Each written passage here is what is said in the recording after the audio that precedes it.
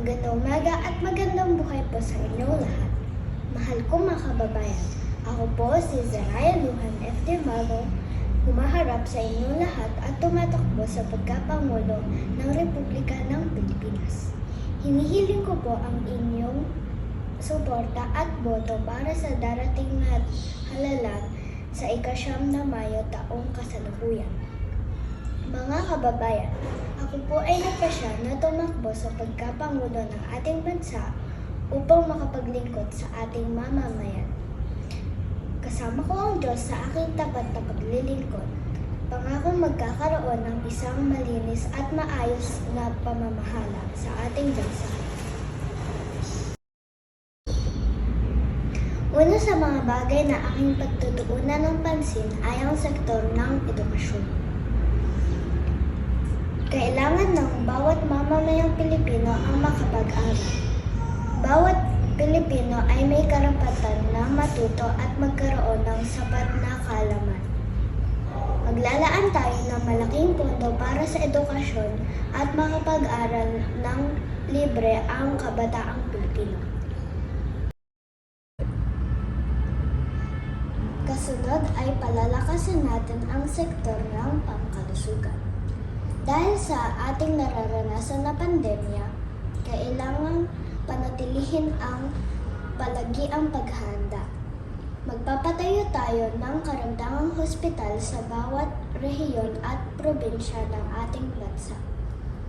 Sisikapin ng inyong lingkod ang makapagpatayo ng mga laboratorio na mismong Pilipino na eksperto sa siyensa at medisina ang gagawa ng mga bakuna para sa ating mamamayan at hindi na kailangan pang mag-angkat sa ibang bansa. Pangatlo, ang kahirapan ang isa sa pinakamatagal na suliranin sa ating bansa. Isusulong ko ang malinis at tapat na pamamahala mula sa itaas hanggang sa mas nakakababang naglilingkod sa ating bansa.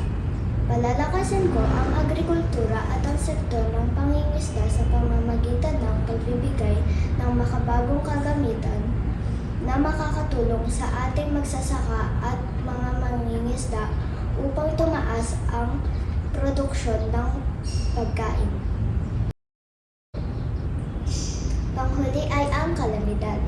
Dahil sa climate change, ang ating bansa ay madalas na tinatamaan ng kalamidad kagaya ng bagyo, pagbaha, landslide at iba pa. Ako ay magsusulong ng mga programa para sa resettlement ng mga mamamayan na nakatira sa baybayin, ilog at dagat. Ganon din sa mga nakatira sa mga lugar na prone sa landslide. Paiigtingin ko ang mga batas para sa illegal logging at minahan para mapugsa ang ating maling nakagawian.